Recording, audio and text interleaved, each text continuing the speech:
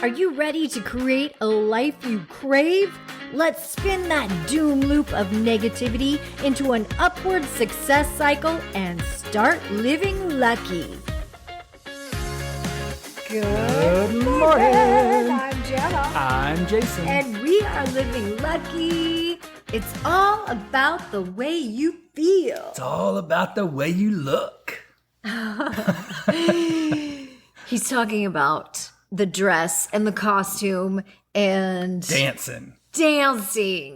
As you know, if you've been listening to us for a while, Jason and I started taking ballroom dance lessons. Which has been pretty incredible. It's been awesome because it has raised our...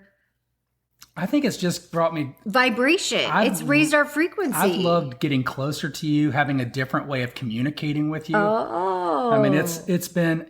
feeling like I have a different rhythm in life. Yes. There's so much. Back, you're dancing kinda close. I feel a little poke coming through on you. Ah. There's a lot to it. I mean, it's something that scared me. Mm-hmm. And I didn't want to do it. Uh-huh. And I still have that apprehension before every lesson, but I also have that excitement before every lesson. Okay, well, here's what I really want to talk about is because it's been a great little wind in our sail and we have a little momentum on the dance floor. Let's just say that we had our first performance. It went great. We got a standing O, and they asked us to perform at the national competition. Dance competition. Now, we're not competing. We're just doing a little demonstration dance. Yes. Now, here's the thing. Because we're doing a demo, we have to look the part. And so now we need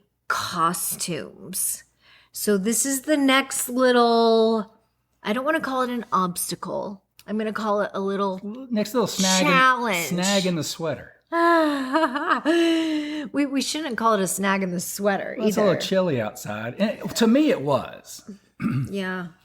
So the whole conversation started out with how much is a costume? Okay, so they said the studio said, you know what, we have a great costume designer. So why don't we have our designer meet with you after your lesson on Saturday? And I said, oh, great. That's awesome. He's going to be here anyway. Great. Yeah, I mean, he's going to be here at the studio. He's fitting everyone else. He can give us some ideas. Yeah, he's helping Rita, and he's helping some of the other people. This is how it works here. And I'm like, oh, this will be fabulous. He can tell us what we need. And okay, so he comes, and he sits down, and immediately, like, we had a great lesson. Things went well. Jason was changing his dance shoes, and I immediately asked, this was the first question out of my mouth, because ladies, you probably can empathize with me. I just knew. Kind of had that feeling. I did. I had a feeling. So I immediately said, so what is the average price range of one of these dresses? That's what I asked.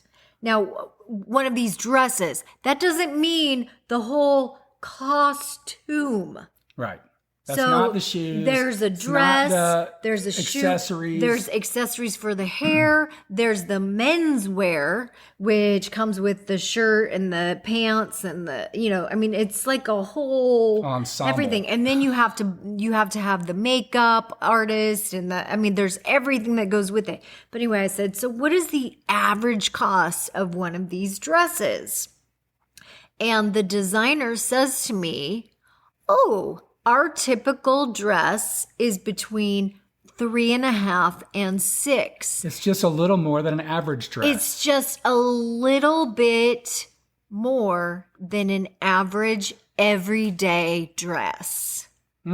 So in my mind, I think, oh, okay, $350 to $600. That's kind of where the price range is that we're going to end up spending on a costume. And to me, that still was like, I figured for a 2.5 minute performance for the dress, I'm like 350 to 600. That's kind of a lot for a dress, but I thought we would get away with the whole costume. I thought we could do the men's shirt, the men's pants, and the dress, and the hair accessory, and the wheel cover, and the shoes for $500. I literally thought that we could do that. Yeah.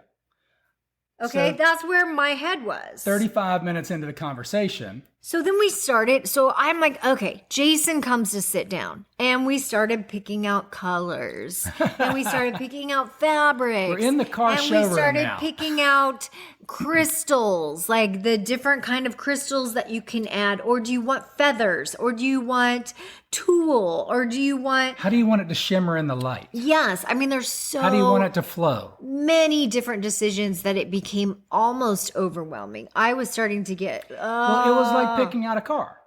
Yes. And I had even drawn up a couple things, and I said, well, this is the drawing that I came up with in my head. I was thinking something like this. Of course, that's going to be a little bit more. We can do that, but it's a little bit more. We can do anything because we're creative people and we're artists. Yes, but that's going to put you a little bit above the average cost. I'm like, oh my gosh, now we're above $600. Okay, oh, Jason's going to freak when he hears this. But okay, let's just keep going. So I just kept going.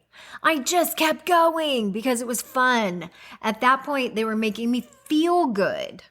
They were making me feel you deserve like, this, and you do. And they were like, oh, and this color would look so great on you with your hair. And oh my gosh, we could make a wheel cover. And you're going to look like $1 million bucks. And yes, that's going to be perfect with the song choice. And it's all going to come together. And I started to visualize the whole artistic production starting to come together. In fact, I could feel the way the audience was going to feel when we were performing this. So all the things that we work with on a daily basis, the visualization, the emotional attachment to it, and then it becoming the reality. Yes. And then all of a sudden, Jason pops up and he says, before we go any further, what is this going to cost me? And he says it kind of snarky. Well, I can see that there's labor, there's time, there's labor, there's artistic design, there's all this involved in this. And I'm just seeing what I would charge for something like this. So I'm thinking, we've got a 2.5 minute performance. And what are we wanting to invest in this outside of what we're investing in time, energy, and performance aspect? And that's when the wife comes over and she starts charming Jason. And it starts to become this kind of a dance. And I know that sounds so crazy, but it almost became a sales dance. Yeah. And then I kind of with started... a master salesperson that I am. And Jason started to smell something up. Well, if you're... And he said... So Jason says again, exactly what is this going to cost me? And that is when they went back to the 3.5 to 6. But because we're doing some special things here, probably a little bit over 6. Yeah. And Jason says, $6,000? $6,000. Yeah. 6,000. And then I was like, 6,000? I thought we were in the hundreds. We're not in the same ballpark here. I totally thought we were in the hundreds. Now, at this point, we had already used up 35 minutes of their time. Well, we were emotionally invested, which is what they're counting on. So then I went through this array of emotions. And I know this sounds so silly, but I felt embarrassed. I felt awkward. I felt stupid because I immediately assumed that we were talking hundreds of dollars instead of thousands of dollars. I felt ashamed that I underestimated their value in a way, and almost... I mean, I'm an artist. I know how many hours. I mean, they immediately said, well, you don't realize how many hours we spend putting into this, and we have a team. And I was like, yes, I do. I realize, because I'm an artist myself and I sew myself. And as an ethical salesperson, and I'm just calling a spade a spade. Yeah. So it was an unethical practice because what they're doing is they are allowing the buyer to assume, allowing the buyer to get emotionally invested, allowing the buyer to feel like they have taken and kind of stolen time from someone whose time is so valuable that the dress is going to cost $6,000 to $16,000 to make. And now at the end, they feel guilty not buying. I know. So if that works 3 out of 10 times, the seller comes out way on top. And then, that's what they're counting on. But here's the thing, is then I almost felt like there was pressure in that, well, don't you feel you deserve it? So then there was this worthiness that came into play. And it was like, well, of course I feel worthy. And of course I feel like I deserve the best. However, it's a 2-minute dance and it's our first dance. The first thing is I'm a great steward of my money. And I've worked hard to get to the position that I am in life and to maintain this status that we have. We don't frivolously throw it away. Yes. In 2.5 minutes. No matter who's pressuring me. But I will say there was an awkward moment and it felt like, so then I had to say, wow, why don't we put this to a halt for now? And I greatly apologize if I have utilized your time and, nothing came to fruition. So then I apologized, and I don't know why I did that. Why did I apologize? And all they're thinking is, we almost had her.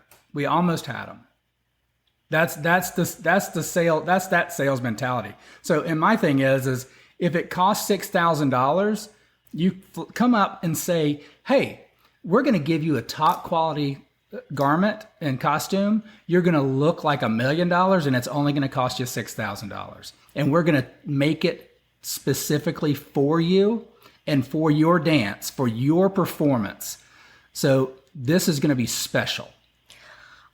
Still, it put me on an emotional roller coaster. So I do want to say it is all about the way you feel, because I left there feeling these lower vibrational emotions. And I had to become extremely aware of what I was feeling. And I literally had to utilize every tool that I know in the car to keep me from crying and from going into a downward spiral. And I even enlisted Jason to coach me on the way home, because I was like, I need to make sure that I reframe these thoughts and these emotions right now in this moment. And so, like you said, we literally went from me feeling embarrassed, me feeling awkward, me feeling like I wasted someone's time, me feeling ignorant for assuming that I was talking in the hundreds of dollars instead of the thousands, all of those emotions. And we literally reframed them to, I am so proud of myself for stopping and saying, wait a minute, I care about how I spend my money. I care about my budget. I care about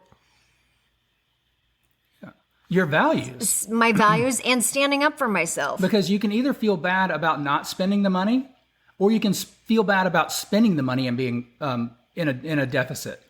Yeah. So where do you want to be? And the majority of Americans will get trapped in that little game. Yes. And they'll spend the money because they don't want to feel bad in the moment. Yeah. And this is what we do in a lot of, this is a pretty extreme situation, but we do this a lot of times because we don't want to feel bad in the moment. So we'll eat like crap knowing we're going to feel bad later. And you know what? Then I even went further to say, this is probably working out in my favor. And this is how I'm living lucky. So it's all about perception. And this is how I'm living lucky, because now I get to design my own dress. And I literally came home, and for the rest of Saturday, all day Sunday, and even a little bit today, I started designing, and I started getting fabric, and I started sewing and I started making my own costume, which is going to be awesome. And it stretched my imagination, my art skills, my sewing skills.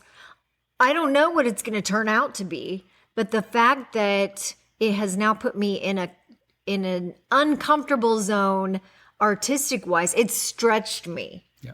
And now there are people like me that do not have that skill set, but I could always find alternatives. So like I'm finding things on Amazon in other costume I'm doing realms. That too. Right.